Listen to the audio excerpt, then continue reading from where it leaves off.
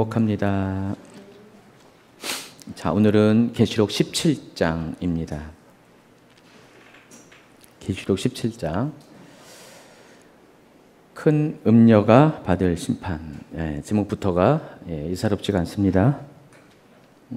제가 임의로 지은 제목이 아니라 오늘 본문 가운데 나오는 이야기들을 압축된 주제입니다.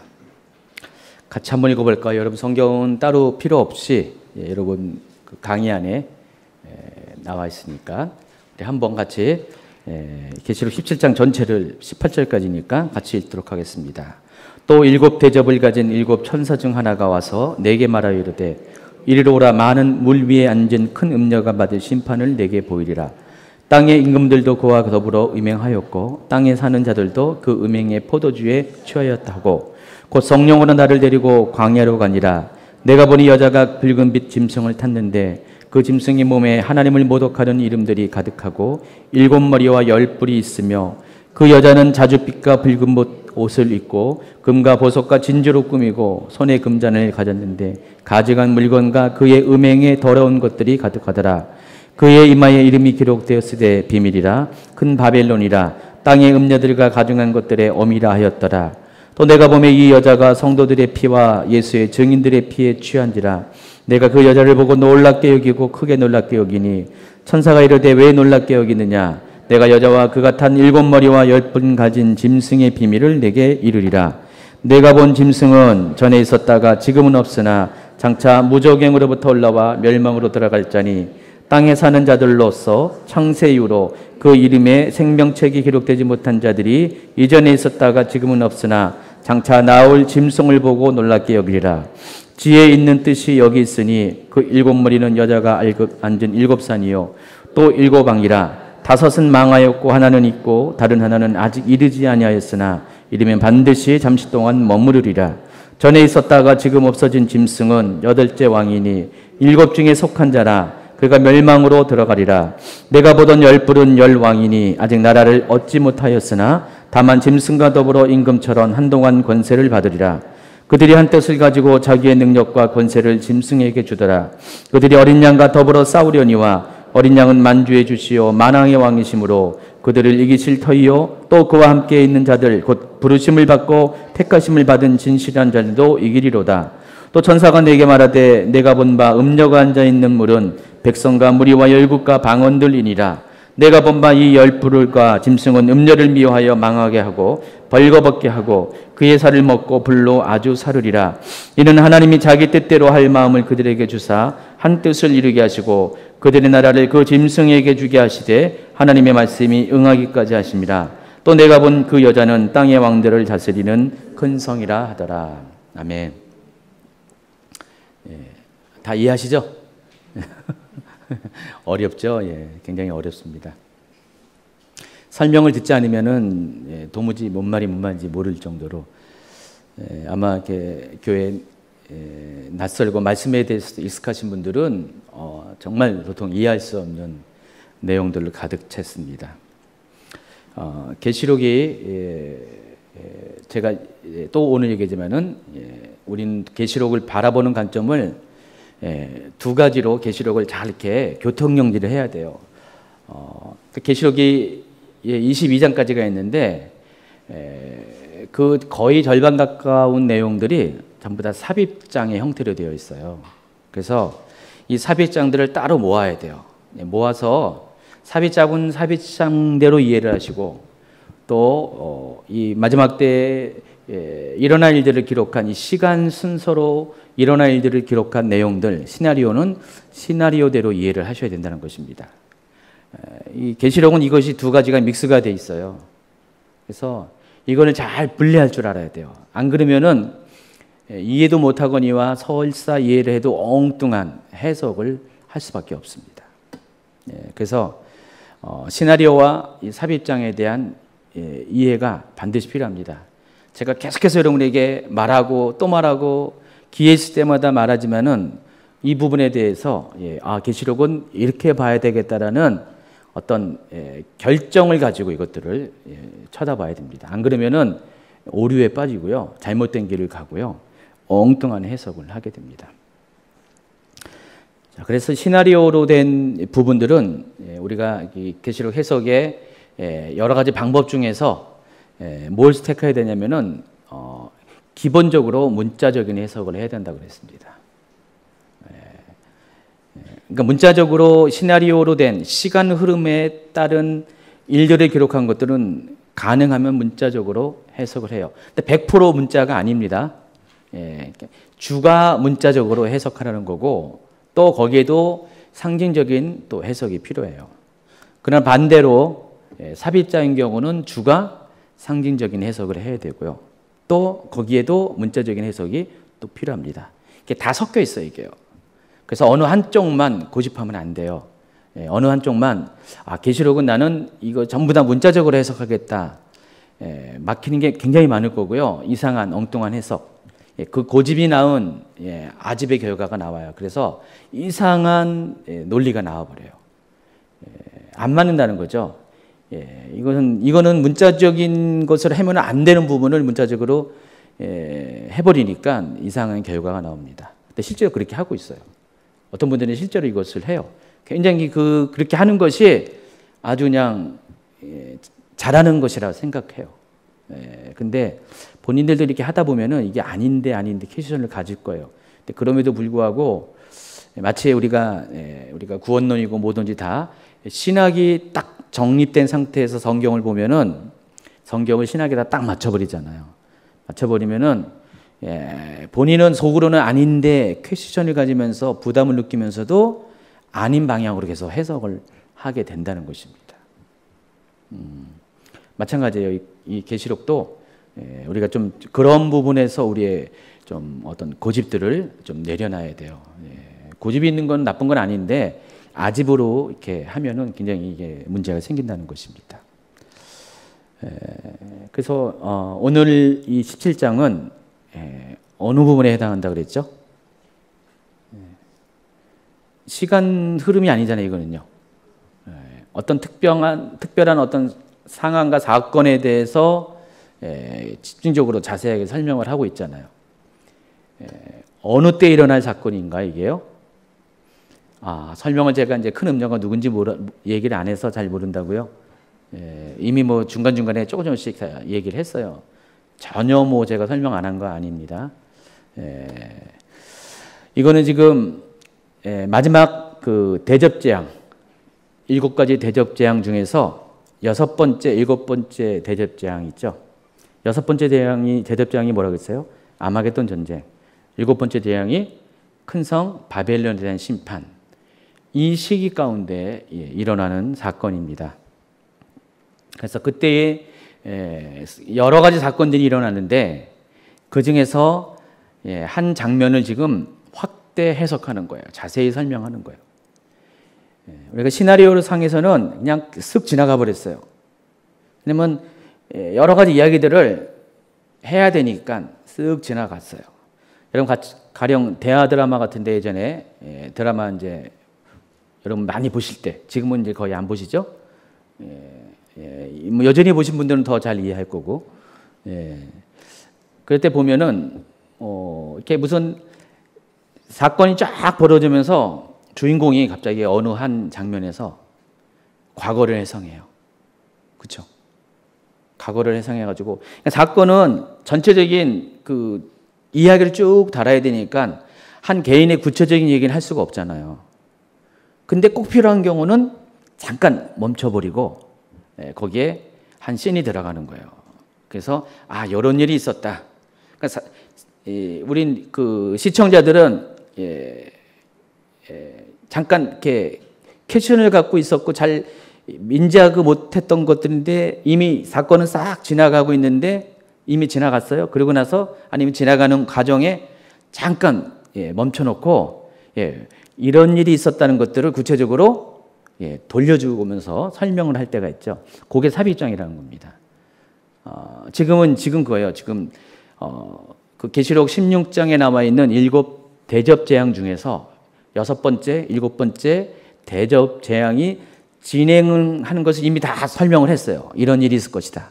근데 그 짧은 절에서는 다 설명할 수 없는 여러 가지 사건들이 있단 말이에요. 그 중에서 한 토막이 여기 설명되는 거예요. 근데 그 이야기가 누구에 관한 이야기라고요? 큰 음녀에 관한 이야기라는 것입니다. 그래서 큰 음녀가 누구인가에 대해서 여러분이 아셔야 돼요. 그러니까 이 삽입장의 주제는 큰 음녀가 받을 심판이에요. 그러면은 큰 음녀가 누구인가에 대해서 여러분이 아셔야 한다는 것입니다. 556페이지하고 557페이지에 그 앞부분까지는 여러분이 쭉 읽어보세요. 여기는 계시록 17장이 왜 삽입장인 것인가에 대한 설명을 논리적으로 해놓은 거고요. 여러분 이렇게 읽어보시면 됩니다. 읽어보시면 충분히 이해가 될 거고요.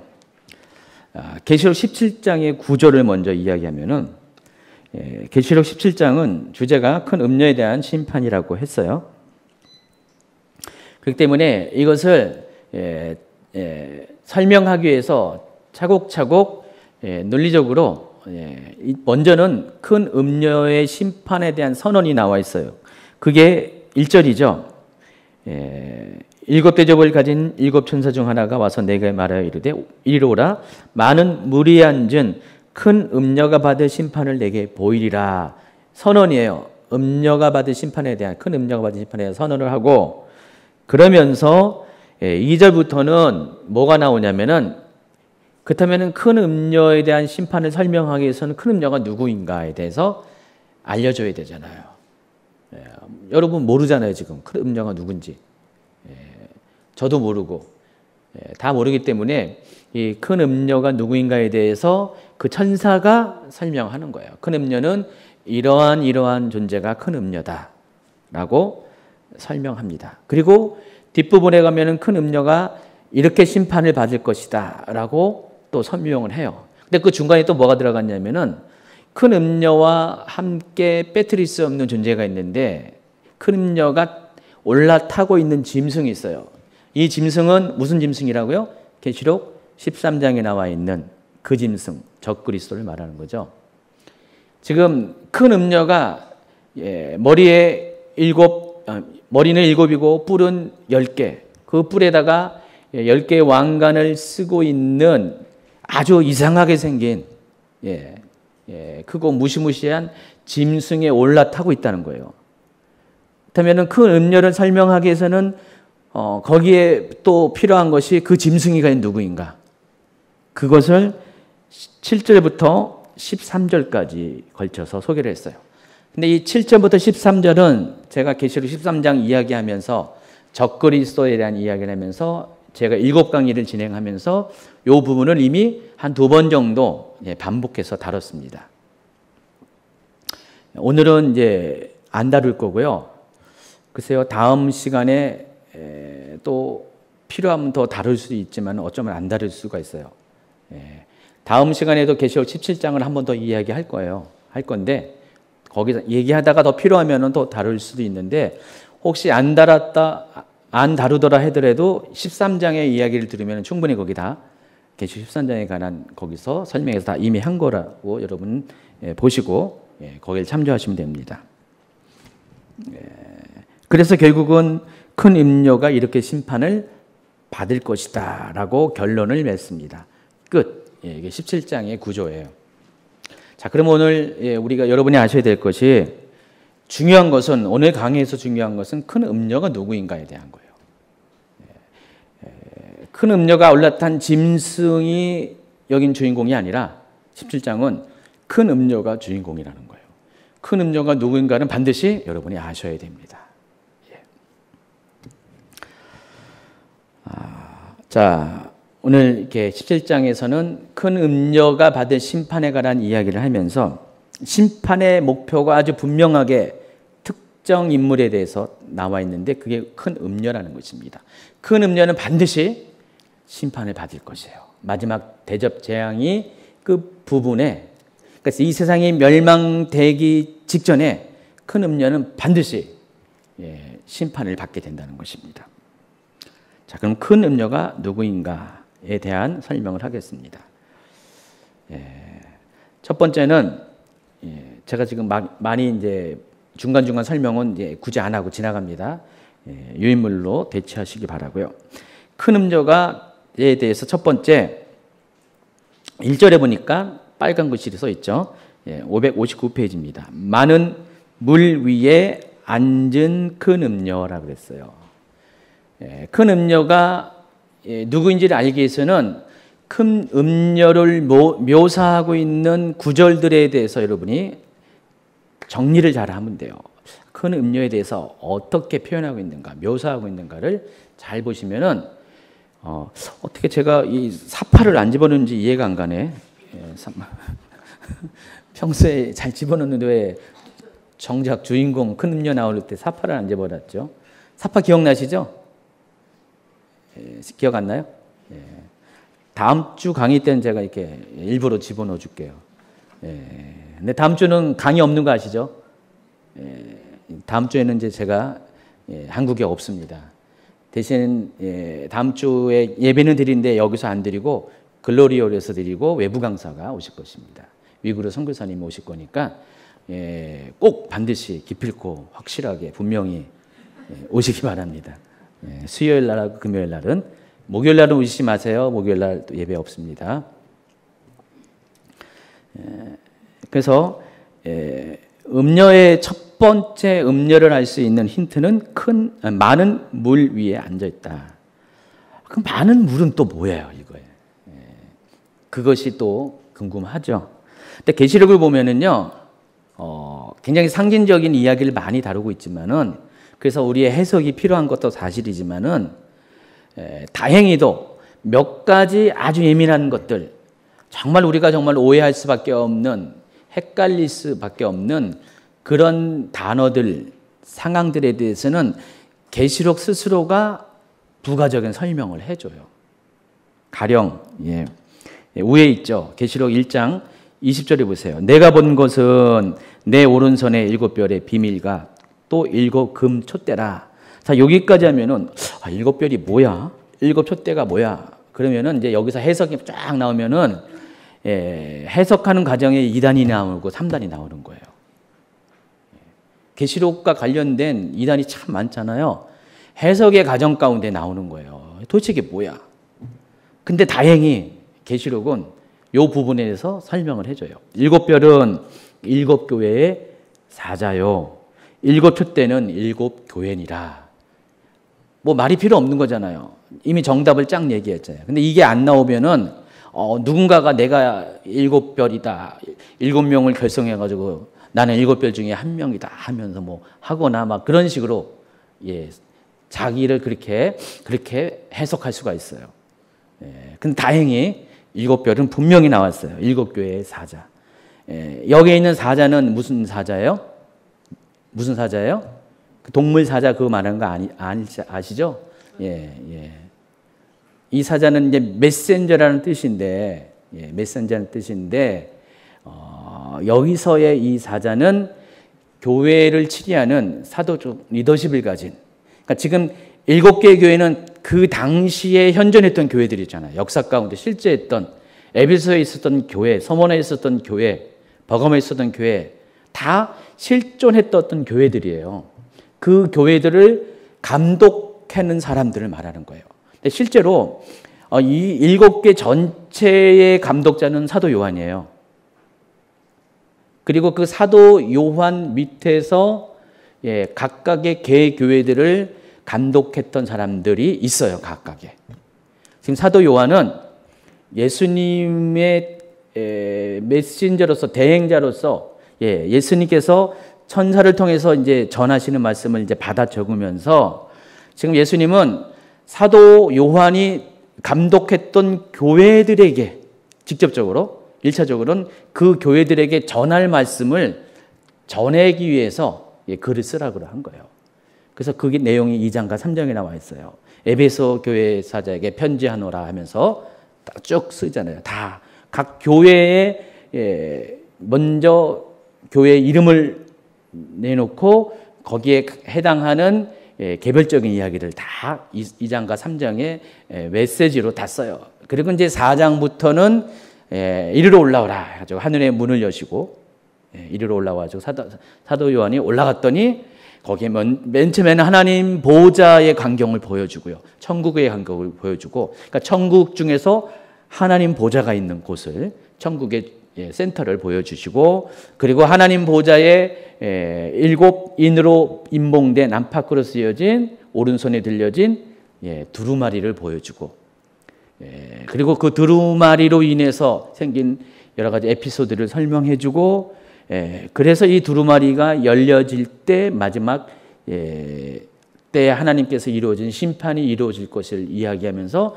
6장부터는 그것을 떼는 작업을 한 게 결국 7년 환란의 시작이고, 그것이 계시록의 가장 핵심적인 그런 심판의 내용들이 거기부터 이제 펼쳐지는 것이에요. 그래서 이 7별과 7 촛대는 그래서 아주 중요한 단어이기 때문에, 중요한 개념이기 때문에 예수님은 직접 딴소리 못하게, 딴 해석 못하게 아예 명시를 하는 거예요. 7별은 7교회의 사자다. 7 촛대는 7 교회니라. 딴소리 하지 마라. 그렇게 설명하는 거예요. 계시록 12장 9절에 보니까 12장에 이제 용이 등장하는데, 이 용이 과연 뭘까라는 의구심을 가질 거 아니에요.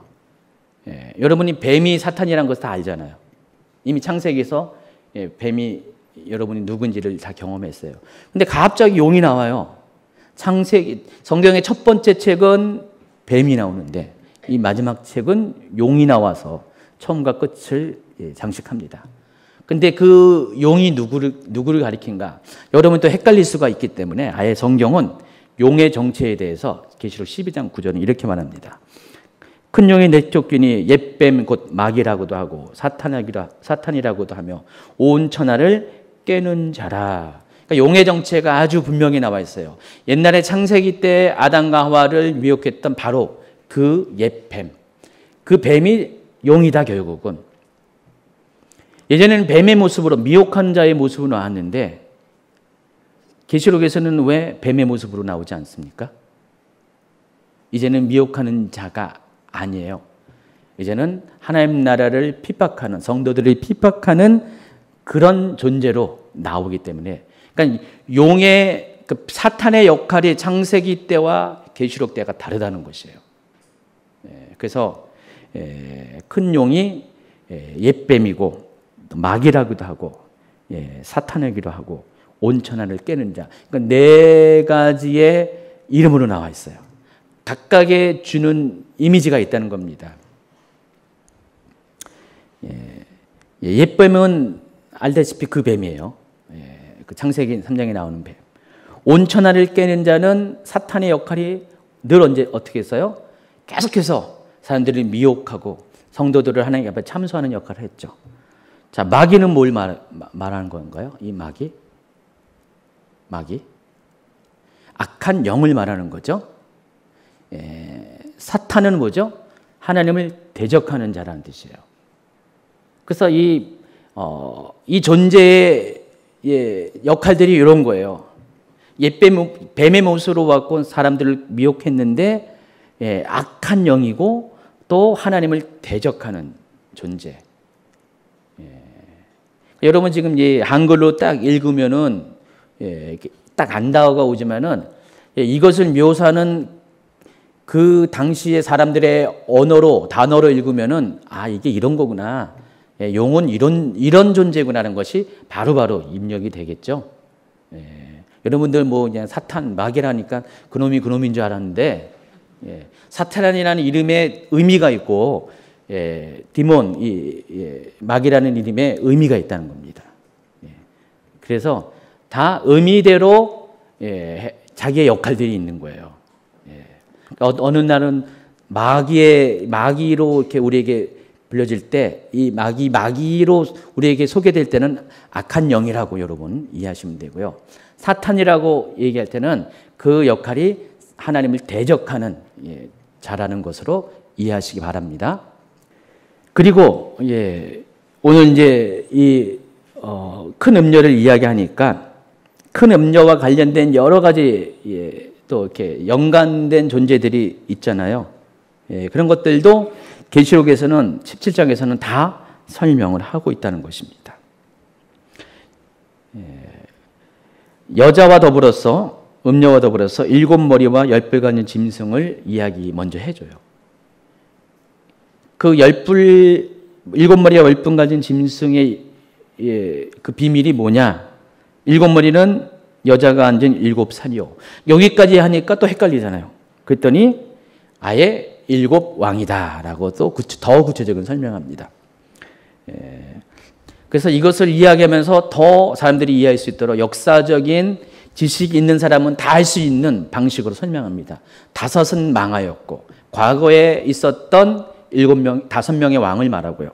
하나는 지금 있고 현재 존재하는, 그리고 하나는 장차 올 왕인데 반드시 올 것이고 아주 잠깐 올 것이다 라고 해서 이 왕들의 정체가 어떤 것임을 알려줘요.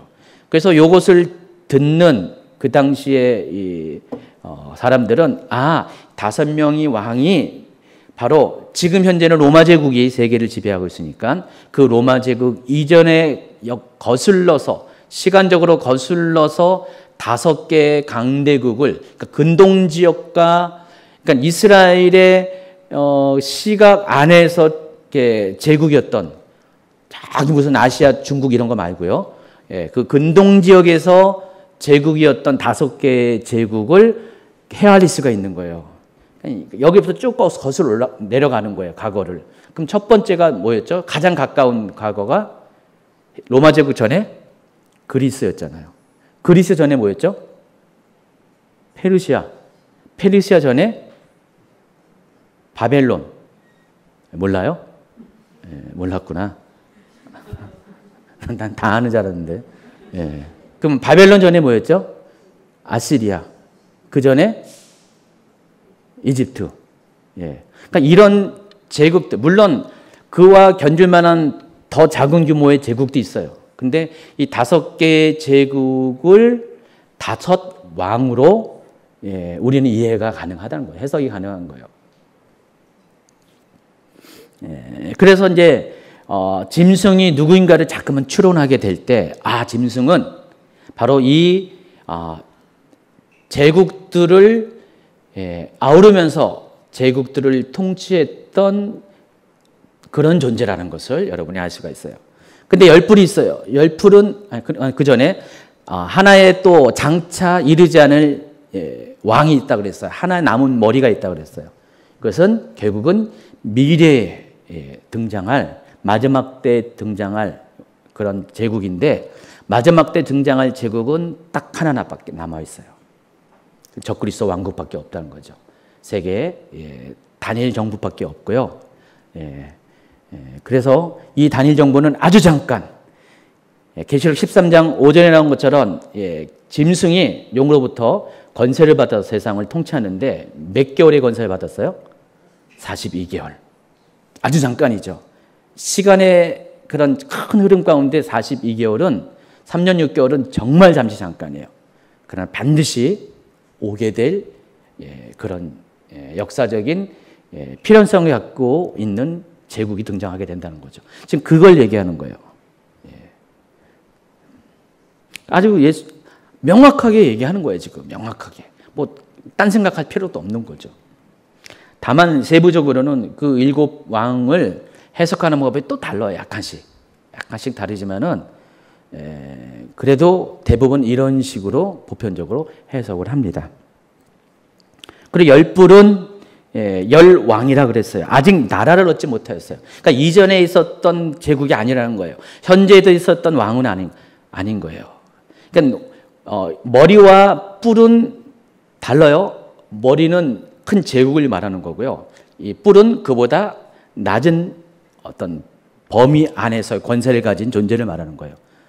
그래서 10뿔이 뭘까? 사람들이 이것 때문에 무슨 유럽연합 얘기도 하고 막 그랬었는데 점점 10뿔의 정체가 점점 우리 가운데 알려지기 시작하고 있고요. 현재까지 10뿔에 대한 해석은 세계 단일 정부가 들어서게 되면은 세계 단일 정부는 마치 유엔과 같이 전 세계를 아우르는 정부예요. 그게 7번째 머리입니다. 그런데 그 단일 정부 아래, 머리 아래 10개의 뿔들이 생겨가지고 각 지역을 10개로 지역으로 분할을 합니다. 이게 이미 뉴월드 오더를 주창하는 사람들이 이미 그들의 플랜 가운데 이미 다 계획되어 있어요. 이미 알려졌어요, 이거는. 뭐, 그게 무슨 소설은 아니고 꾸미는 내용이 아니라 이미 그것들이 다 알려진 거예요. 그들의 계획 가운데 있어요. 앞으로 세계가 하나가 되면은 세상을 이렇게 10개로 나눌 것이다. 그래서 그 10개의 그 분할된 나라들을 일반적인 나라는 아니에요. 그렇다고 세계 전체 단일정부도 아니고, 그러니까 중간 정도의 권세를 가진, 그게 10뿔인데, 적그리스도는 바로 그 7번째 머리를 가지고 그 위에서 군림하면서 10개의 뿔을 통해서 세상을 지배할 거예요. 그래서 다니엘서에 보면은 그 가운데 작은 뿔이 등장하거든요. 또 하나의 작은 뿔. 그게 적그리스도예요. 그래서 10뿔은 아직 나라를 얻지 못하였으나 다만 짐승과 더불어 임금처럼 한동안 권세를 받으리라 그랬잖아요. 뭔 말인지 이해하시죠? 방금 설명한 대로. 그리고 15절에 보니까 천사가 내게 말하되 내가 본 바 음녀가 앉아 있는 물은 지금 첫 번째 음녀가 많은 물이 앉아 있는데 아예 여기 정체가 딱 드러나 있어요. 뭐라고 했어요? 백성과 무리와 열국과 방언들이다. 이 물을 딱 설명하는 거예요. 그러니까 음녀를 설명하면서 음녀는 머리 7에 10뿔을 가진 짐승 위에 올라탔다. 근데 그 짐승은 특징이 왕관이 어디 있다고 해요? 10뿔 가운데 있다고 했어요.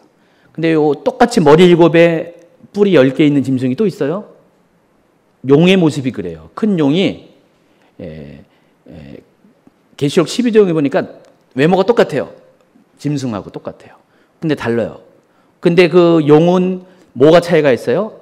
왕관이 어디 있어요? 7머리에 있어요. 적그리스도는 10뿔에 있어요. 그러니까 그 통치의 영역이 다르다는 거예요. 이해하시겠죠? 이 정도만 해도 여러분은 아주 대단한 수준에 오른 것입니다. 근데 또 이렇게 얘기가 많은 물이 앉으니까 이건 또 뭐냐? 짐승이 앉은 건 겨우 이해가 되는데 많은 물은 또 뭘 말하는 걸까? 근데 많은 물에 대해서 헷갈릴까봐 이렇게 15절에 많은 물은 백성과 무리와 열국과 방언들이라 이렇게 설명을 하고 있다는 것입니다. 곧 세상 모든 민족과 나라를 가는 거예요. 그 열방, 여러분이 그렇게 가야 된다고 외치는 열방. 그 열방 가운데 온 세상에 주의 성령이 임하시잖아요. 열방을 적시고 그랬는데 이 음녀는 열방 위에 올라타고 있어요. 열방을 올라탄다는 건 뭐죠? 군림한다는 거예요. 열방을 지금 장악하고 있다는 거예요. 열방의 모든 것들을 자기가 의도하는 대로 끌고 가고 있다는 것입니다. 근데 바로 그런 존재가 음녀예요. 짐승이라면 이해가 가는데 적그리스도는 이해하는데 무슨 음녀가 무슨 열방의 통치자로 이렇게 묘사가 되는가? 궁금하지 않습니까? 궁금해요? 좀 이따 설명하겠습니다. 그리고 또 그 음녀에 대해서 560페이지 넘어가면 두 번째 땅의 왕들을 다스리는 큰 성이라 그랬어요. 17장의 결론입니다. 내가 본 그 여자는 큰 음녀는 땅의 왕들을 다스리는 큰 성이다 그랬어요. 여기 땅의 왕들을 다스리는 큰 성이 누구를 의미하는지 하면은 실은 큰 성 바벨론을 말하는 거예요. 참 여기서 좀 헷갈리는 게 있어요. 17장과 18장이 아주 분명히 17장은 큰 음녀에 대한 심판이라고 했고 18장은 큰 성 바벨론에 대한 심판이라고 했는데 이 개념이 또 믹서되어 있어요. 여기요. 아주 헷갈리게 만들어버렸어요. 큰 음녀와 큰 성 바벨론은 달라야 하잖아요. 심판의 대상이 명확한데 또 이 말을 보니까 그 여자는 또 큰 성 바벨론이다. 17장 5절을 보시면은 그 여자의 비밀에 대해서 있겠어요. 그의 이마에 이름이 기록된 비밀이라 큰 바벨론이라 땅의 음녀들과 가증한 것들의 엄이다 그랬어요. 땅에 가증한 것들, 음녀들과 가증한 것들 좀 이따 설명하겠지만은 사실 그 음녀의 정체가 큰 성 바벨론이고 모든 음녀들과 가져간 것들의 어미라고 했으니까 이건 또 뭐야? 뒤에 나와 18장에 나오는 큰 성 바벨론 얘기할 건데 그럼 큰 음녀가 큰 성 바벨론이라는 거야? 뭐야? 이렇게 그런 의문이 생기잖아요. 예, 큰 성 바벨론을 아예 미리 결론을 내리면은 세계 단일 정부를 말해요. 큰 성 바벨론은요. 세계 단일 정부를 말하고 인간의 정부를 말해요. 예, 신세계 질서, 뉴 월드 오다로서 새로운 세계 질서, 하나님의 질서가 아니라 인간의 인본주의 질서로 세운 왕국을 말하는 것입니다.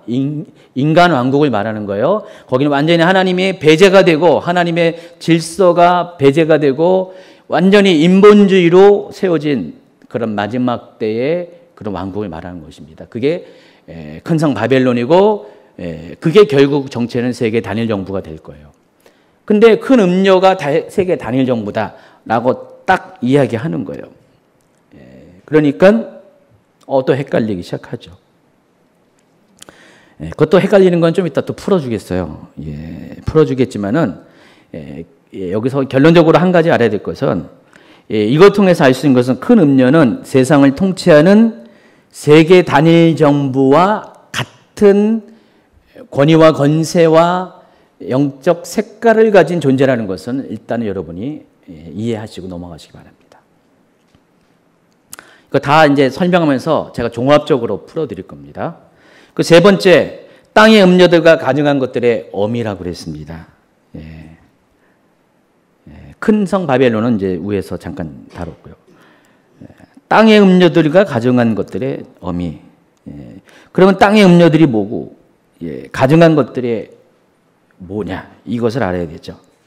음녀, 큰 음녀, 땅의 음녀들, 또 가증한 것들. 이 세 가지 단어가 갖는 공통점이 있습니다. 여기 강의한 보시면 알겠지만 육적으로는 간음과 성적 타락을 말하는 것이죠. 근데 이것은 지금 상징 언어잖아요. 상징 언어이기 때문에. 그러니까 음녀가 갖고 있는 시상이라고 있죠. 이미지, 말해주는 이미지가 있잖아요. 음녀하면 떠오르는 게 있잖아요. 그게 성경에서는 음녀를 할 때 뭘 얘기하죠, 보통? 영적 간음. 그럼 영적 간음이 말하는 게 뭐예요? 구약에서는 하나님을 떠나서 우상을 숭배하는 것이라면은 신학적인 개념에서는 뭐죠? 배도를 말하는 것입니다. 도를 배신한다. 하나님의 도를 배신한다. 하나님을 섬기는 것을 버리고 똑같이 구약처럼 우상을 섬기는데 여기서 말한 우상은 마지막 때 하나님의 자리에 올라서 숭배받기를 원하는 바로 적그리스도, 또 적그리스도를 통해서 세상을 통치하는 사탄을 말하는 것입니다. 그래서 그들을 따르는 것이 바로 종교적인 배도예요. 종교적인 배도. 이 배도란 것은 누구예요? 누가 그렇게 한다는 거예요? 믿는 자들이 그렇다는 거죠. 그러니까 여러분처럼 그리스도 안에 있는 교회 다니는 사람들이 마지막 때 되면은 이런 일을 하게 될 것이라는 것이에요. 그런데 그렇게 만드는 존재가 있어요. 바로 음녀라는 것입니다. 많은 음녀들, 복수가 있어요. 많은 음녀들이 있고 그 모든 음녀들의 어미 역할을 하는 게 있어요. 큰 음녀. 큰 음녀가 있어요. 그러니까 여러분을 하여금 배도하게 만드는 음녀와 같은 역할을 하는 그런 존재들이 이제 마지막 때는 많이 생길 거예요. 지금도 이미 있어요. 있는데 그것들을 총괄하는 존재가 큰 음녀라는 것입니다. 그래서 결론적으로 큰 음녀는 장차 마지막 때 하나님을 배도하고 적그리스도를 하나님으로 대신해서 숭배하게 하는 데 앞장서는 세계 단일 정부와 연관된 종교 통합 세력을 말합니다. 세상의 모든 종교를 하나로 섞어서 혼합시켜서 통합시켜서 그 통합된 종교인들 모든 사람들로 하여금 누구를 섬기게 해요? 적그리스도를 섬기게 하는, 적그리스도의 왕국으로 인도하게 하는, 몰고 가는 그런 존재가, 그 모든 것을 책임지는 존재가 총책임자가 큰 음녀고, 그리고 그 작은 음녀들, 일반적인 음녀들, 그리고 또 가증한 이 세력들은 바로 그와 연관돼서 각각의 역할을 하는 존재들을 말한다는 것입니다. 이것도 한 번 더 종합적으로 할 때 소개를 할 겁니다. 여자가 큰 음녀가 붉은빛 짐승을 탔다. 이거는 아시죠? 붉은빛 짐승. 일단 3절을 읽겠습니다. 그 성령으로 나를 데리고 561페이지입니다. 광야로 가니라 내가 보니 여자가 붉은빛 짐승을 탔는데 그 짐승의 몸에 하나님을 모독하는 이름들이 가득하고 7머리와 10뿔이 있으니. 아까 설명을 했어요. 요게 이제 7절부터 쭉 13절까지 구체적으로 설명이 나왔어요. 누굴 가리킨다고요? 적 그리스도. 그래서 여자가 붉은빛 짐승을 탔다. 붉은빛 짐승은 용이죠. 용이죠. 사탄을 말한 겁니다. 여자가 이 사탄을 통해서, 또 뒤에는 그 적그리스도를 통해서 세상을 이렇게 사람들 하여금 배도하게 하는 그런 역할을 한다는 것입니다. 또 4절에 보니까 그 여자는 자줏빛과 붉은빛 옷을 입고 금과 보석과 진주로 꾸미고 손에 금자를 가졌는데 가증한 물건과 그의 음행에 더러운 것들로 가득 찼다 그랬습니다. 여러분이 성경에 나오는 이 자줏빛은 왕권을 상징해요. 왕족들만 이 옷을 입었어요. 이 자줏빛은 지금이야 물감이 많지만은 이때까지만 해도 물감이 다 저기죠. 인공 물감이 아니라 다 천연 물감이잖아요. 그러니까 어딘가에 천연의 그런 재료를 통해서 물감을 소스를 얻은 거예요. 근데 다른 것들은 이거보다 구하기 더 쉬웠는데 이 자줏빛 물감은 구하기가 너무 어려웠어요. 귀했어요. 보통 페니키아, 성경에서는 이제 베니게라고 나와 있는 시돈과 두로가 있는, 지금의 어디예요? 거기가 레바논 지역인가요? 그 앞에 있는 해안에서 주로 이것이 얻을 수가 있었는데, 거기에 살고 있는 소라들이 있어요. 소라. 이 소라에서 몸속에 있는 아주 그냥 1g 정도밖에 안 되는 그 염색 재료를 모아서 그걸 가지고 자줏빛 옷을 염색해요. 보통 옷 한 벌을 이렇게 염색시킬 때는 1만 마리의 소라가 필요하대요. 그러니 1만 마리 잡아가지고 다 수갑해가지고 그냥 한 1g 정도를 모아가지고 그렇게 하면은 얼마나 품이 많이 들고 그랬어요. 그러니까 비싸요. 그래서 그러니까 아무나 못 입어요. 그러니까 귀족들도 제대로 이거는 못 입어요. 왕족들 정도만 입는 거예요. 근데 그 여자가 이런 옷을 입었다는 거예요. 그리고 금과 보석과 진주로 꾸몄다고 했습니다. 그래서 이 두 가지만 받으래도 결국 뭐예요? 마지막 때의 이 음녀는 어떤 모습으로 와요? 세상에 왕권과 같은 권세를 가지고 세상의 모든 부를 누리면서 종교적 권력을 휘두르는 사람으로 오게 됩니다. 그러니까 나중에 설명할 거예요. 좀 이따. 이런 후보가 있었어요. 옛날에. 누구예요? 예, 맞아요.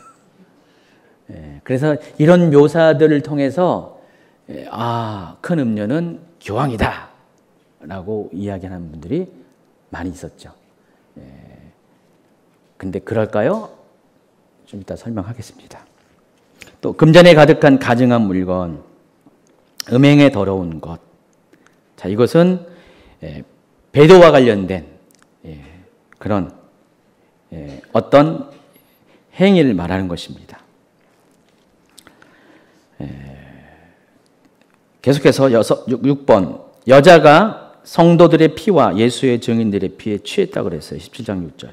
또 내가 보면 이 여자가 성도들의 피와 예수의 증인들의 피에 취한지라 내가 그 여자를 보고 놀랍게 여기고 크게 놀랍게 여기니. 이 마지막 때의 이 종교 통합 세력은요, 반드시 성도들을 핍박합니다. 제대로 믿는 성도들을 핍박해요. 여러분, 기독교와 로마 카톨릭이 다른 거 아시죠? 어떤 분들은 기독교가 로마 카톨릭에서 나왔다. 그거는 역사적 사실을 잘못 알고 있는 겁니다. 로마 카톨릭이 오히려 기독교에서 변질돼 가지고 나온 거예요. 원래 기독교의 뿌리 가운데서 여러 가지 잡다한 종교들을 혼합시켜서 탄생한 것이 로마 카톨릭이에요. 그리고 그 로마 카톨릭이 교황권을 확립하면서 중세를 일반 세상 권력을, 세상 군왕들을 자기 발밑에 놨을 때 그걸 통해서 행한 것들이 잘 믿는 성도들을 피를 흘리게 했어요. 작게는 6천만 명, 크게는 1억 명의 사람들이 순교했어요. 이때 중세시대 한 1000년 동안에 여러분 6천만 명이 믿음 때문에 순교를 했습니다. 자, 근데 역사적인 교훈이죠. 근데 우리 이거 모든 이 계시록을 해석할 때 계시록의 과거주의적 해석 아니면 역사주의적 해석으로 이것을 이해하시는 분들은 그러니까 계시록 해석하는 게 4가지라고 했어요. 생각나시죠? 안 나요? 계시록을 과거의 일로 보는 거예요. 과거에 1세기 일로 이미 끝났다라고 보는 사람들이에요. 왜냐하면 이것이 계시록에 쓰여진 것이 실제로 1세기의 성도들에게 쓰여진 거니까. 그래서 계시록의 가치를 그 이상으로 안 두는 것. 또 하나는 계시록을 역사적인 관점에서 보는 거예요. 그러니까 계시록에 나오는 특별히 7교회를 각 시대, 초대교회부터 마지막 종말 때까지 있을 교회들의 모습으로 이해하는 것. 지난번에 이재진 선교사님이 우리 수련회 때 이재진 선교사 맞죠? 이정민 사모님이 그랬나?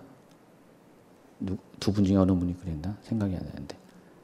뭔 얘기하면서 아예 전제를 두고 있어요. 저는 지금 이것을 역사주의적인 관점에서 거기에서 얻을 교훈이 있어서 이거 설명합니다라고 설명을 했잖아요. 생각이 절대 안 나세요? 참 은혜입니다. 그래서 아예 여러분이 헷갈리지 않도록 거기도 얻을 교훈이 있어서 그것을 그런 식으로 설명을 해준 거예요.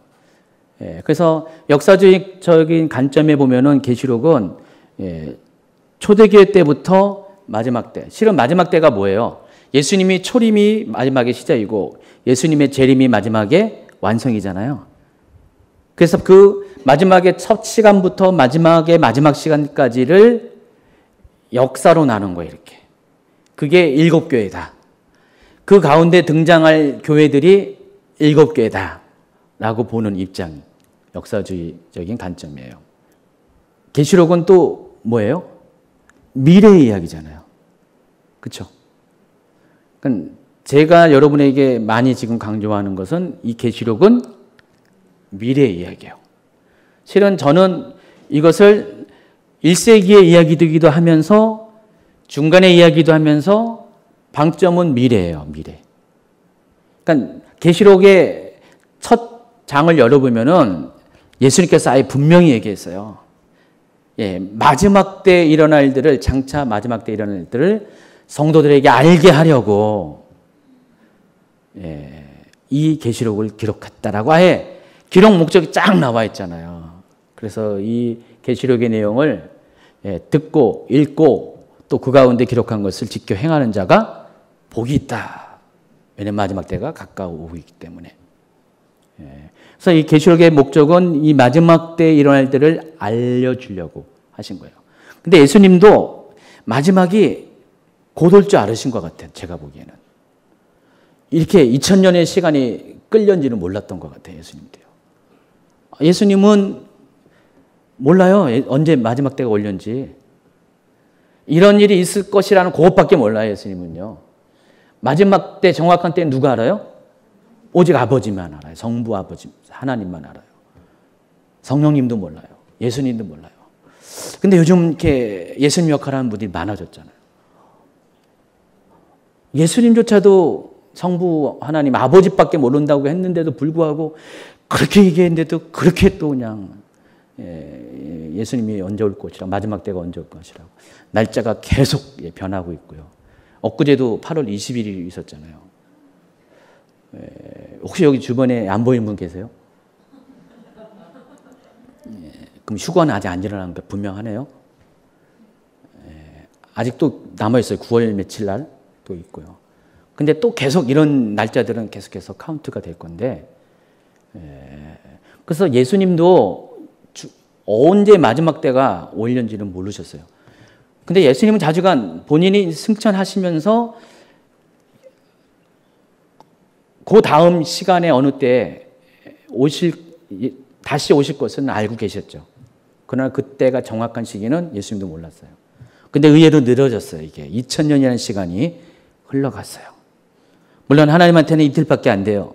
하루가 1000년 같고 1000년이 하루 같으니까. 하나님의 시간대에서는 아주 작은 거지만은 우리 시간대는 굉장히 긴 시간이 2000년이라는 시간이 흘러갔어요. 근데 그럼에도 아직 주님이 아직 안 오셨어요. 왜 그럴 것 같아요? 지금 길이 참으시는 거예요. 지금 하나님이. 여러분 성지 같으면 벌써 종말이 왔어야 맞죠. 그렇죠? 만약 그때 고난당하는 그 크리스찬들의 입장에서는 그 한 많은 크리스찬에서는 빨리 주님이 왔어야죠.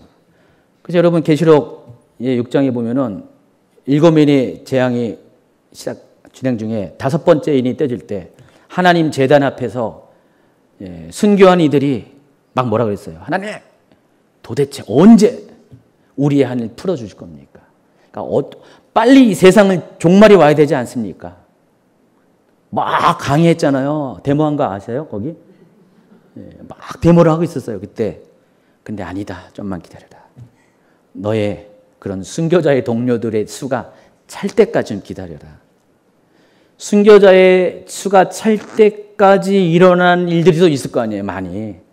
얼마나 많은 또 그런 어떤 험난한 일들을 보게 될 거예요. 많은 사람들이 고난을 당하고 핍박을 당하고 그런 시기가 지나간 다음에 하나님의 때가 이르게 되면 그렇게 할 거다라고 해요. 근데 그 모든 과정이 하나님의 계획 가운데서 결국은 영혼들을 추수하기 위한 하나님의 목적이죠. 여러분 한 명의 순교자가 나오면은 제가 보기에는 수백 명, 수천 명의 회심자가 나와요. 역사가 증명하고요. 예수님이 한 분이 돌아가시니까 어떻게 해요? 스데반 집사가 순교하니까, 바울이 순교하니까 그 결과, 여러분 1세기에 그 로마 제국의 인구가 작게는 5천만 명, 또 크게 잡으면 1억 명 정도 돼요.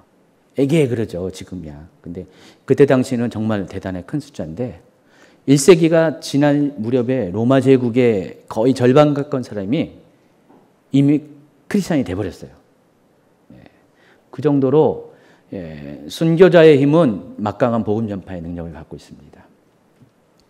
그래서 예수님은 그걸 통해서 한 영혼을 더 구원받게 하기 위해서 길이 참느라고 보니까 2000년이 된 거예요 지금.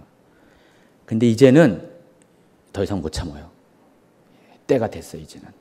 이제 참는 것에 이제 한계가 왔어요. 이제 그 순교자의 수가 이제 거의 차가고 있다는 것입니다. 그래서 이제는 그 종말이 더는 잊어지지 않을 가능성이 많아요. 그렇다고 해서 제가 뭐 몇 년 뒤 몰라요. 하나님만 아시죠. 몇십 년 뒤 몰라요. 근데 우리가 알 수 있는 방법은 하나님께서 여러 성경을 통해서 우리에게 계시한 바대로 마지막 때 이런 일이 일어나거든 주의 날이 가까이 온 것을 알라라고 하신 그 말씀을 토대로 다시 말해서 마지막 때 일어날 징조들을 통해서 우리가 마지막 때가 가까이 왔고 곧 임할 것이란 것을 눈치를 챌 수가 있는 거죠. 그리고 그게 일곱 인의 재앙이고요. 그게 마태복음 24장의 내용이고, 그리고 일곱 나팔이 진행되는 동안에 이제는 정말 마지막 때다라는 것을 알아요. 그래서 이 일곱 나팔 재앙이 진행되는 중간에 9장까지 계시록 9장까지 보면은 여섯 번째 나팔 재앙이 진행이 종료되죠. 그리고 마지막 일곱 번째 나팔만 남았어요. 그때 갑자기 10장이 삽입이 돼 버려요. 계시록 10장이 삽입이 돼요. 바로 그냥 일곱 번째 나팔 불지 않고 중간에 삽입장에서 또 들어가면서 하늘에 힘센 천사가 내려오잖아요. 그래서 펼쳐진 작은 두루마리를 갖고 있고요. 결국 뭐라요? 그것을 사도 요한에게 먹으라고 했습니다. 먹었을 때 입에서는 달고 배에서는 쓰다 그랬어요. 그리고 너는 이것을 가지고 예언할 것이다 라고 했어요. 그리고 바로 이어지는 11장에 보면은 두 증인이 나와요. 두 증인의 사역을 쫙 보면은 마지막 때 복음 전도를 위해서 마치 2000년 전에 예수님께서 행했던 그 사역을 재현을 합니다. 예수님처럼 똑같이 고난당하고 똑같이 죽임당하고 똑같이 또 부활 승천까지 해요. 두 증인은. 그러니까 예수님의 사역의 모델이에요. 그러니까 2000년 전에 있었던 그 일이 마지막 때가 될 때 전 3년반 기간에 또 한 번 일어난다는 것이죠. 2000년 전에 그 1세기 동안에 대부흥이 있었던 것처럼 마지막 때도 한 번의 마지막 부흥이 있을 것이라는 거예요. 여러분, 하나님의 그 궁일하심을 보시면은 충분히 이해가 되지 않습니까? 하나님의 사람들을 영혼을 그냥 탁파리하게 말려가지고 정말 그냥 아무도 천국에 들어갈 사람이 없고 그냥 눈에 교회에 한 명 들어갈까 말까 그렇게 만들어 놓고 주님이 쫙 오실 것 같아요, 여러분? 어떤 분들은 그걸 꿈꾸는 분이 있더라고요.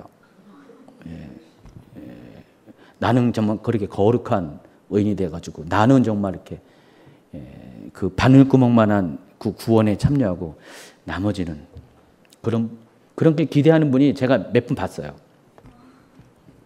아닙니다. 하나님은 그런 분이 아니세요. 하나님의 궁일하심은 한 영혼도 더. 그래서 마지막 때도 부흥이 있는 거예요. 그래서 이 마지막 때 부흥을 인정하지 않는 분들이 있어요. 그렇게 말하면 그건 잘못된 거다. 근데 계시록을 보면은 마지막 때에 대한 부흥을 예고를 하고 있습니다. 그게 두 증인의 사역이에요. 근데 제가 두 증인의 사역 전에 그 힘센 천사, 계시록 10장에 나와 있는 힘센 천사가 등장할 때 거기서 뭔 메시지가 나오냐면은 마지막 나팔이 불려질 때 주의 선지자들을 통해서 계속해서 말씀해왔던 하나님의 비밀이 풀어질 것이다. 그 비밀이 뭘 것 같아요? 직감적으로 여러분이 알아야 될 게 뭐 있어요? 마지막 나팔이 울릴 때 하나님의 비밀, 바로 왕이 오신다는 거죠. 주님이 공중에 강림하신 것, 그리고 성도들의 휴거가 있을 것이라는 그 비밀을 이야기하는 거죠. 그게 계시록 10장에 나와 있어요. 그리고 그게 여섯 번째 나팔과 일곱 번째 나팔 중간에 들어가 있다는 거예요. 그 말은 뭐죠? 곧 일곱 번째 나팔이 불려질 것이고 그 전에 그런 상황들을 지금 부가적으로 설명을 하고 있는 거예요. 그리고 일곱 번째 나팔이 불려지면은 공중 강림과 성도의 휴거가 일어나게 된다는 것입니다. 어쨌든 종교 통합 세력은 적그리스도의 권세를 가지고 성도들을 핍박하게 될 겁니다. 이때가 언제냐면은 뭐 지금도 이런 일들이 조금씩 일어나고 있는데 바로 7년 환란 기간 동안에 그런 일이 생길 거예요. 그래서 두 증인이 사역하는 그 기간은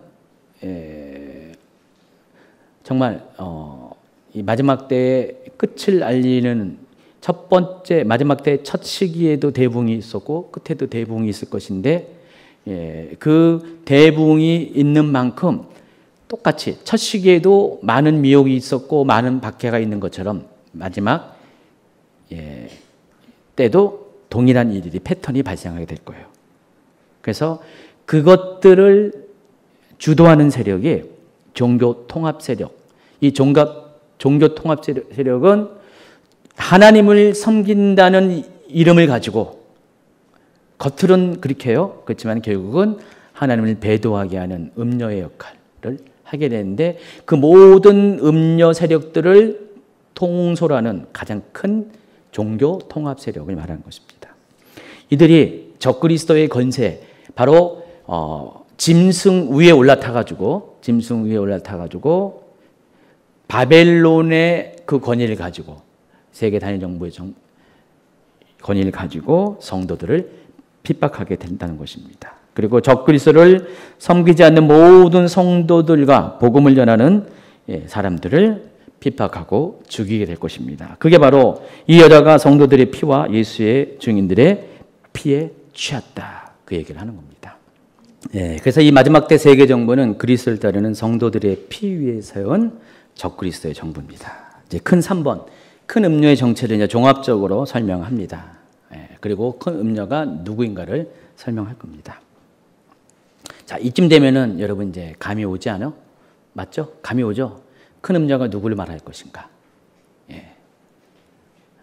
누구를 말할 거예요? 큰 음료가 누구를 말하냐고 했더니 어떤 분은 이렇게 하고 어떤 분은 이렇게 하고 저는 아닌데요. 그건가요? 큰 음료로서 가장 적절한 후보가 있습니다. 바로 로마 가톨릭입니다. 제가 보건대 로마 가톨릭 외에는 대안이 없어요. 이 역할을 할 수 있는 존재가 없어요. 그 어느 누구도 큰 음료 역할을 하는 존재가 없어요. 이미 큰 음료는 정해져 있어요. 로마 가톨릭입니다. 왜냐하면은 가장 종교적이면서도 가장 세상 정치 권력에 막강한 힘과 영향력을 가지고 있는 존재가 누굴까요? 지금 기독교가 무슨 그런 게 있나요? 기독교 힘 되게 없어요. 맨날 큰 소리도 못 내요. 불교가 그런가요? 힌두교가 그런가요? 이슬람? 물론 세죠. 이슬람 세긴 세죠. 그런데 이슬람은 세계를 하나로 시킬 수는 없어요. 절대로 못 시켜요. 이슬람은 다 자기가 아니면 다 죽여버리니까. 통합이라는 것은 있을 수가 없어요. 그러나 한 가지 가능한 것은 로마 가톨릭밖에 없어요. 현재로서.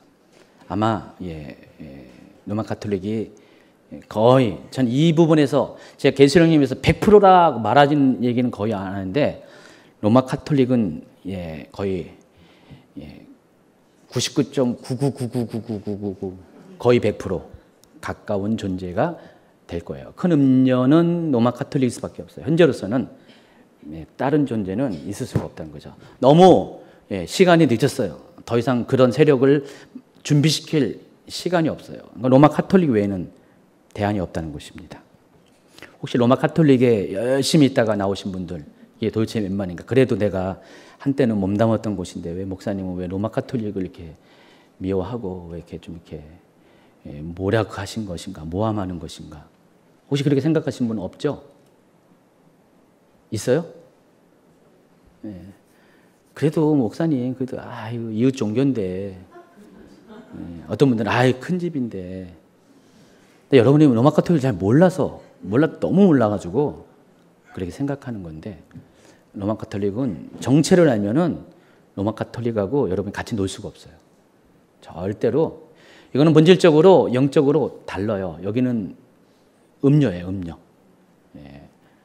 섞여 있습니다. 저는 제가 이거 강의하면서 로마 가톨릭에 대해서 이렇게 쭉 지난번 강의에는 본 강의에는 4번에 걸쳐서 로마 가톨릭이 어떤 것인가 정체에 대해서 얘기했는데 제가 고민 중이에요. 다는 안 해더라도 일부를 할까 말까. 왜냐면은 다음 시간에는 이 계시록 17장과 관련 큰 음료와 관련해서 종교 통합 세력에 대한 그것을 얘기할 거거든요. 이미 적그리스도에 대해서 이야기하면서 소개는 했지만은 종교 통합에 관한 것만 더 분명하게 좀 얘기를 해야 될 필요가 있어서 했는데 로마 카톨릭을 할까 말까 굉장히 지금 제가 이렇게 고민을 하고 있는데 모르겠어요. 하게 하면은 하는데 이거 하면 또 이게 시간이 또 걸리니까 그때 가서 결정하겠습니다. 근데 만약에 로마 카톨릭이 큰 음녀라면은 어떤 일이 생기냐? 방금 말한 것처럼 그들은 믿는 자들을 핍박할 거예요. 그리고 믿는 자들을 성도들의 죽일 거고요. 그들의 피해 취하게 될 겁니다. 이것의 가능성은 이미 증명됐다고 얘기했죠. 중세시대 때. 중세시대 로마 카톨릭은 많은 무리에, 다시 말해서 열방 가운데, 세상의 군왕들 가운데, 나라 위에. 그러니까 로마 카톨릭은 처음부터 정치적이었어요. 원래 이 기독교가 이렇게 각 나라마다 특별히 로마 제국 안에서 막 퍼지게 되면서 각 지역의 교회들이 생겨나잖아요. 그때는 다 당시가 이 감독이 어떤 지역을 맡아요. 근데 그 지역은 오늘날로 말하면 한 국가를 말하는 거예요. 그래서 로마 교회의 감독이 있어요. 로마 시대에 가장 유명한 도시들이 있어요. 알렉산드리아, 이집트의 북아프리카에 있는 알렉산드리아를 총괄하는 감독이 있었어요. 또 지금의 이스탄불, 옛날에 콘스탄티노플, 거기를 치리하는 감독이 있었어요. 그리고 시리아 지역을 치리하는 감독이 있었어요. 총 대략 그래도 이렇게 로마 제국 안에서 그래도 교회의 세가 큰 데가 대략 7개 정도 됐었어요. 7군데. 근데 그 중에서도 로마 교회와 그리고 알렉산드리아 교회 그리고 콘스탄티노플 교회 이 세 개의 교회는 그 중에서도 교세가 컸어요. 그러니까 성도가 많다는 거죠. 신도가 많다 보니까 그들을 영적으로 이끄는 그 감독들의 권위가 있었어요. 그래서 기독교가 공인된 이후 또 기독교가 국교가 된 이후에 뭔 일이 생기냐? 이제는 이제 기독교가 이제 탄압받지 않고 오히려 기독교의 목회자가 된 것이 이제는 대접받고 존중받는 시기가 됐잖아요. 권력이 생기는 시기가 됐잖아요. 그러니까 서로 우리 교회가 로마 제국에 있는 모든 교회 중에서 가장 으뜸이다 라고 하는 힘겨루기가 시작했어요. 이것을 수장권 싸움이라고 그래요. 수장권. 누가 우두머리냐. 그래서 계속 요 지역교회들이 계속 경쟁을 벌입니다. 그러다가 로마 교회가 기회를 잡았어요. 어느 왕이 있는데 그 사람이 황제가 되어야 돼요. 황제가 되어야 되는데 제가 이름이 정확하게 기억이 안 나요. 제가 계속해서 이제 반복적으로 다시 이제 확인해야 되는데 지금은 기억 안 나요. 누구였더라? 사실 기억이 안 나요. 날 듯 안 나요. 여러분이 한번 찾아보세요. 역사를 찾아보시면 아는데. 근데 그 사람이 이제 그 로마 제국의 황제가 되고 싶어 하는데 당연히 정치니까 누군가의 지지가 있어야 하고 정치 세력이 연합을 해야 되잖아요. 그래서 그 사람이 손잡은 게 로마 교회예요. 그러니까 로마 교회랑 손잡고 딜을 한 거예요. 로마 교회는 나를 밀어줘서 황제가 되게 하고 내가 황제가 되면은 로마 교회를 밀어줘서 모든 교회의 머리가 되게 해주겠다. 그리고 그렇게 됐어요. 그 결과 교황권이 탄생한 거예요.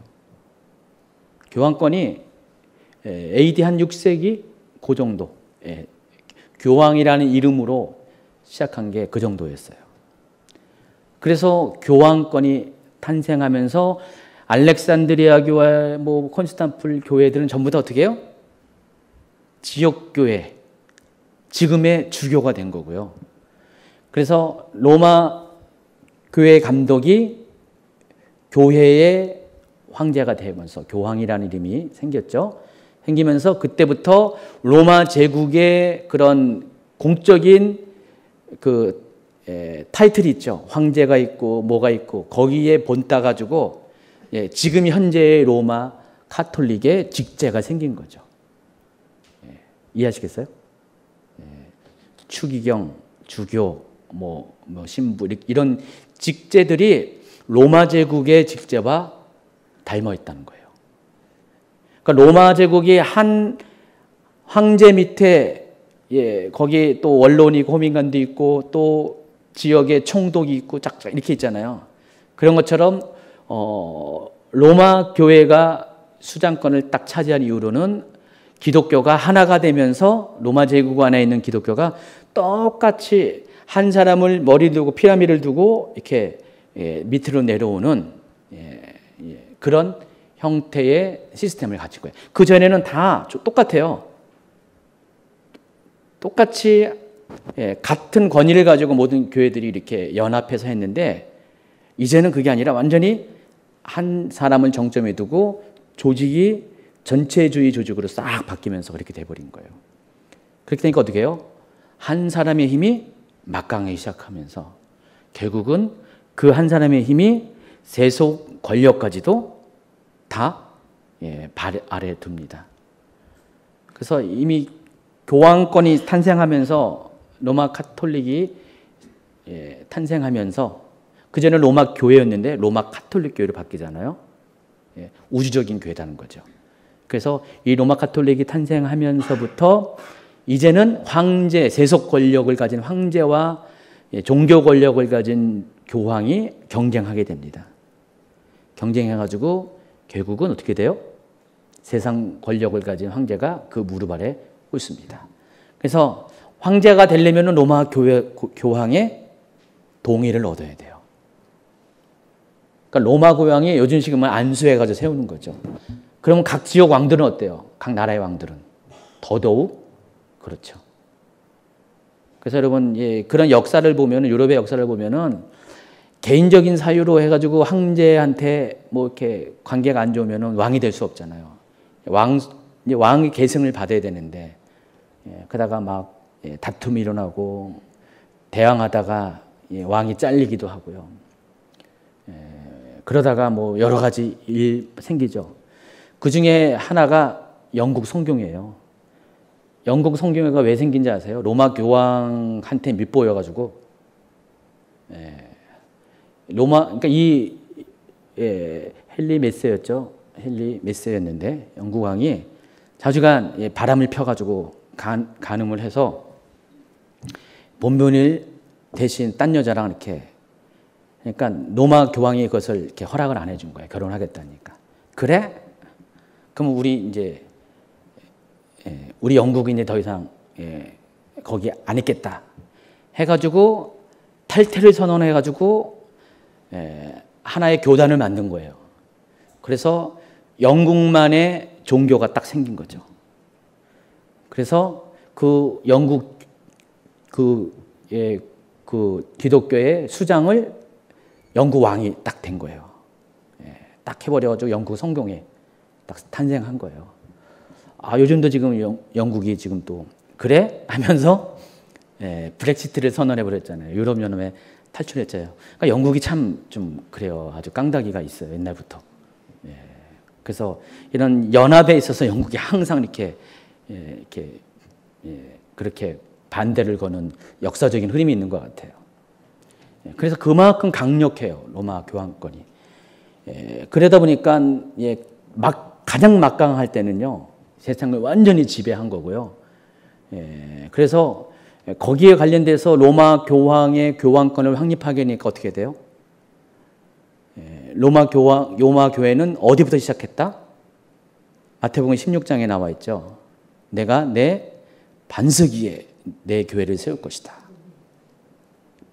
이 반석이라는 게 페트라라는 뜻인데 베드로 이름이 페트라잖아요. 베드로가 헬라어로 페트라잖아요. 그러니까 베드로 위에 내 교회를 세울 것이다. 딱 그걸 내가 너에게 천국 열쇠를 줄 것이다. 그걸 딱 붙잡는 거예요. 그래서 로마 교황은 베드로부터 시작하다. 그 베드로가 일대 교황이에요. 그러니까 베드로가 정말 너무 원통해요. 나는 원하지도 않고 나는 생각지도 못하고 있는데 내가 뭔데? 한 600년 뒤에 더 뒤에 막 그런 일이 생기니까 베드로가 정말 천국에서 신경도 안 쓰겠지만은 세상에 신경 너무 알면은 너무 원통한 일이에요 이거는. 예수님께서 이 반석 위에 내 교회를 세우겠다라는 것은 그 얘기가 어디 있었어요? 가이사랴 빌립보. 저기 이스라엘 쫙 올라가면 헬본산 거기 근처에 보면은 가이사랴 빌립보라는 지명이 있습니다. 가이사랴는 시저, 빌립보는 당시에 그 지역을 통치했던 분봉왕 헤롯 대제의 아들 빌립 헤롯의 이름을 딴 거예요. 그러니까 빌립 헤롯이 로마 황제 시저에게 잘 보이려고 도시를 하나 만들면서 그 이름을 따가지고 가이사랴 빌립보라고 한 거예요. 저쪽 지중해 쪽에서도 가이사랴가 있잖아요. 예를 들면 쭉 내려가면은 거기 로마 총독이 머물렀던데 요파 위에. 그때 당시에 이 가이사라는 이름이 많이 있었어요. 황제에게 봉헌한 도시라는 뜻이에요. 가이사랴 빌립보가 저 이스라엘의 맨 꼭대기에 있는데 거기 보면은요, 거기는 완전히 우상 숭배의 전당이었어요. 제가 거기 갔잖아요. 갔는데 거기 보면 많은 우상들을 섬기는 그런 흔적들이 유적들이 많이 남아 있어요. 근데 거기 보면은 산이 엄청 큰 게 하나 있어요. 돌산. 예수님은 바로 거기서 사람들이 나를 누구라 하냐 막 물어봤잖아요. 너는 뭐라고 했어요? 엘리야라고 그러고 막 얘기해. 너희는 나를 누구라 하냐. 베드로가 딱 나와가지고 주는 그리스도요, 살아계신 하나님의 아들입니다. 우와, 브라보 해놓고 나서 바로 그 반석을 가리키는 거야. 이 반석 위에 내 교회를 세울 것이다. 음부의 권세가 해하지 못할 것이다. 근데 그 반석은 베드로를 말하는 것이 아니라 그 베드로의 신앙 고백을 말하는 거예요. 주는 그리스도요, 살아계신 하나님의 아들이라는 그 신앙 고백 위에 내 교회를 세우겠다.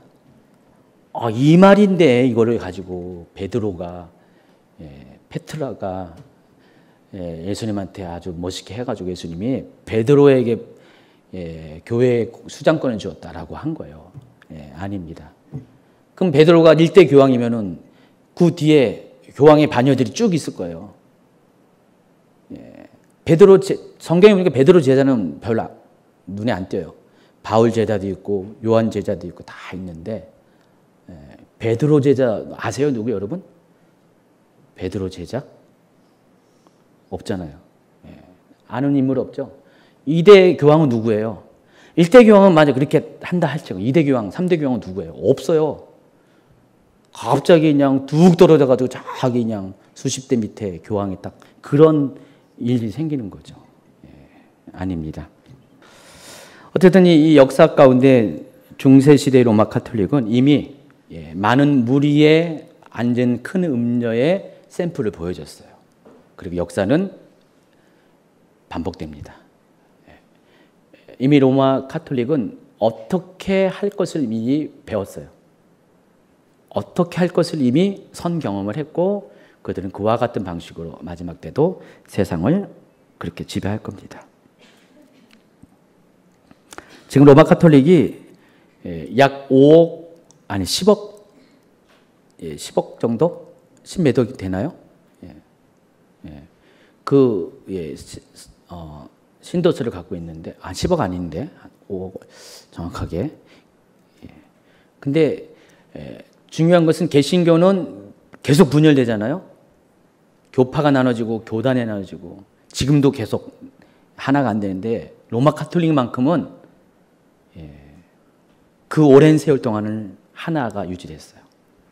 그리고 지금도 교황의 명령이면은 로마 카톨릭은 확 뭉칩니다. 그러니까 교황이 이거는 팥을 가지고 콩이라고 하면 콩으로 믿어요.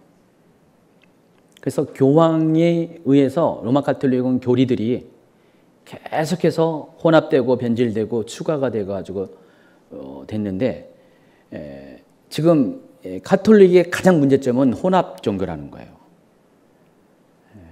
온갖 세상에 그런 종교들이 다 들어왔어요. 가면 갈수록 그런 것들이 심해지고, 또 한 가지 문제가 뭐죠? 교황권도 문제지만은, 그 교황을 이 땅의 하나님으로 섬기고 있잖아요, 지금. 교황을 가리켜서 여러 가지 이름 중에 하나가 이 땅의 하나님이라는 거예요. 그리스를 대신하는 이 땅의 통치자라고 하는 거예요. 법왕이라고 부르고요. 또 마리아, 마리아를 숭배하면서 마리아를 하나님의 어머니, 그리고 마리아를 인간이 아니라 신적인 존재로 만든 거예요. 예수님은 항상 그 마리아 품 안에 있는 연약한 어린아이이고, 마리아가 어떻게 했어요? 죄 없이 태어났대요. 무흠잉태설. 이 세상에서 죄 없이 태어난 분은 딱 한 분, 예수님인데, 근데 그 죄 없이 태어난 예수님을 잉태했다고 마리아도 죄 없이 태어났대요. 그리고 마리아도 승천했대요. 그래서 로마 가톨릭은 마리아 승천 기념주일 뭐 등등 해가지고 갖가지 말도 안 되는 그런 일들이 벌어지는데, 이것을 누가 주도하는지 아시죠? 물론 주도하는 어떤 싱크탱크가 다 있어요. 옛날에는 뭐 예수회가 주로 했었고 그랬는데, 결국은 다 교황이 결정하는 거예요. 그래서 로마 가톨릭에 있어서 성경의 권위는 세 번째예요. 개신교의 성경의 권위는 첫 번째잖아요. 그렇죠? 성경에서 뭐라고 했다면 말도 못 하잖아요. 근데 로마 가톨릭에서 성경에서 뭐라고 했다면은 권위가 이렇게 안 세요. 그보다 더 큰 권위가 뭐예요? 전통, 로마 교회 전통이 있고요. 더 큰 권위가 교황. 교황께서 이렇게 말하면은 성경은 큰 의미가 없어요. 결국 한 사람의 말이, 한 사람의 생각이 그 종교를 지배하는 강력한 힘을 갖고 있어요. 로마 교황은. 그게 만약에 마지막 때 종교 통합에 쓰임받게 되면 어떻게 돼요? 너무나 아주 신속하게 쉽게 그 일들이 진행될 수 있음을 충분히 예상할 수가 있다는 겁니다.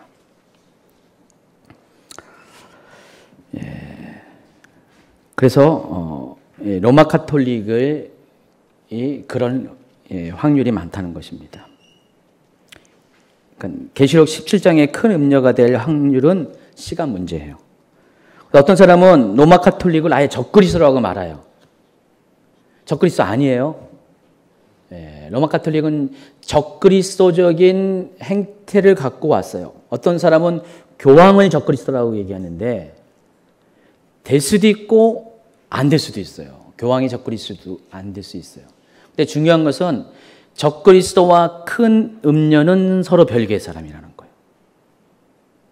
이해하시겠어요? 둘은 서로 파트너고 동반자예요. 동반자지만은 결국은 적그리스도의 왕국을 섬기기 위해서 큰 음녀가 필요한 거예요. 사람들을 배도하게 해가지고 사람들을 모두 적그리스도에게 숭배하게 하는 그 앞잡이 역할을 하기 때문에, 어쩌면 이 큰 음녀가 거리 선지자의 역할을 할 수도 있어요. 계시록 13장 후반부에 나오는 또 다른 짐승.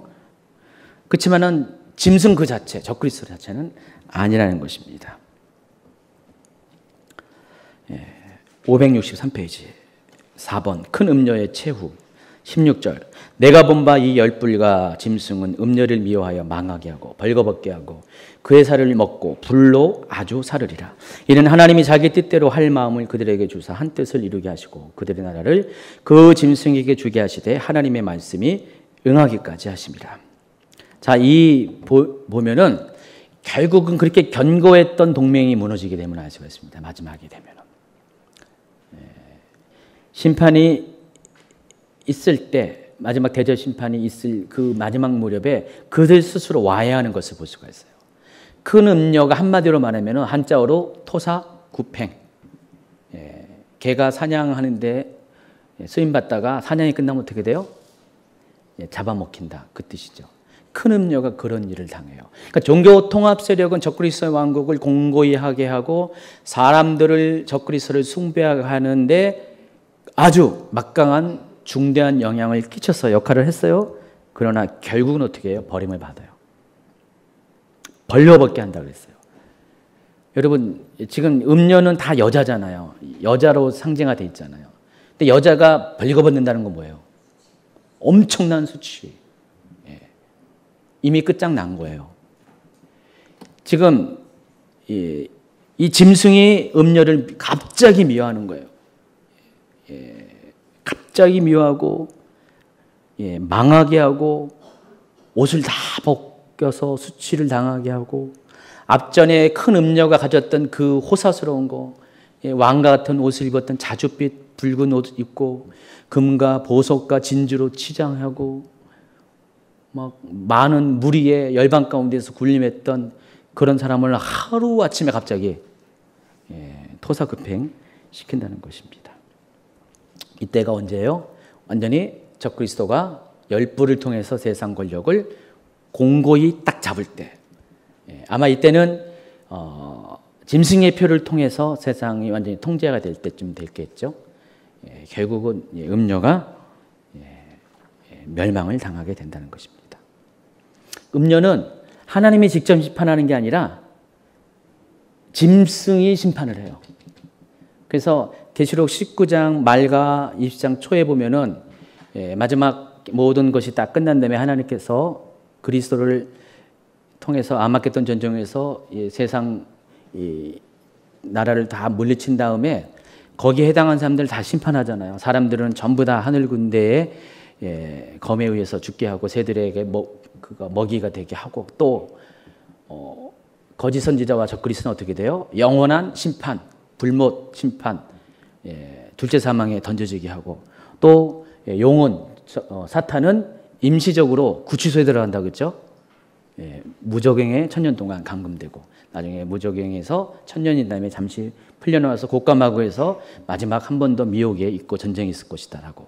그래 쭉 이렇게 그들에 대한 심판이 쭉 나오는데 음녀의 심판은 없잖아요. 거기 보면은 하나님이 직접 안 하고 자기들끼리 해요. 그래서 적그리스도에 의해서 음녀는 미리 심판을 당한다는 것입니다. 결론 564페이지. 큰 음녀는 마지막 때에 일어날 배도와 직접 관련되어 있습니다. 그 배도를 이끄는 중심 세력이 큰 음녀고 큰 음녀는 유일하게 세상에서 정치와 종교 권력을 동시에 갖춘 존재를 말하는데 누구라고요?